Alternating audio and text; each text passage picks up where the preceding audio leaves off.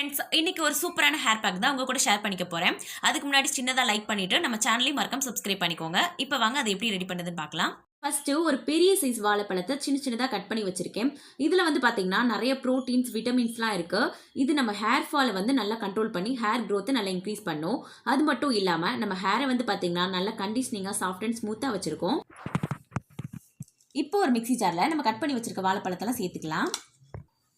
Next ஒரு பெரிய நெல்லிக்காயை சின்ன சின்னதாக கட் பண்ணிட்டு சேர்த்துக்கலாம். உங்ககிட்ட ஃப்ரெஷ்ஷான நெல்லிக்காய் இல்லை அப்படின்னா நீங்கள் நெல்லிக்காய் பொடி கூட யூஸ் பண்ணிக்கலாம்.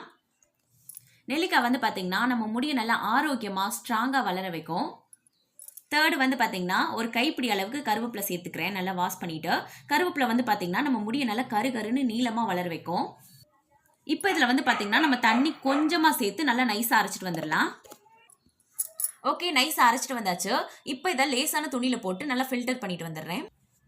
ஓகே, அவ்வளோதான். பேக் ரெடி பண்ணிட்டோம். இந்த பேக்கை பார்த்தீங்கன்னா நீங்கள் உங்கள் ஸ்கேல்ஃப்லேருந்து நுனி முடி வரைக்கும் நல்லா ஈவனாக அப்ளை பண்ணிக்கோங்க. அப்ளை பண்ணிவிட்டு ஒரு 20 நிமிஷம் அப்படியே விட்டுருங்க. அப்புறம் நீங்கள் யூஸ் பண்ணுற ஷாம்பூ, சீயக்காய் போட்டு உங்கள் ஹேரை நல்லா க்ளீனாக வாஷ் பண்ணிக்கலாம். வாரத்தில் ஒரு தடவை நீங்கள் இந்த பேக் யூஸ் பண்ணிட்டு வந்தாலே உங்கள் ஹேரில் நல்ல ரிசல்ட் பார்க்க முடியும். தேங்க்யூ.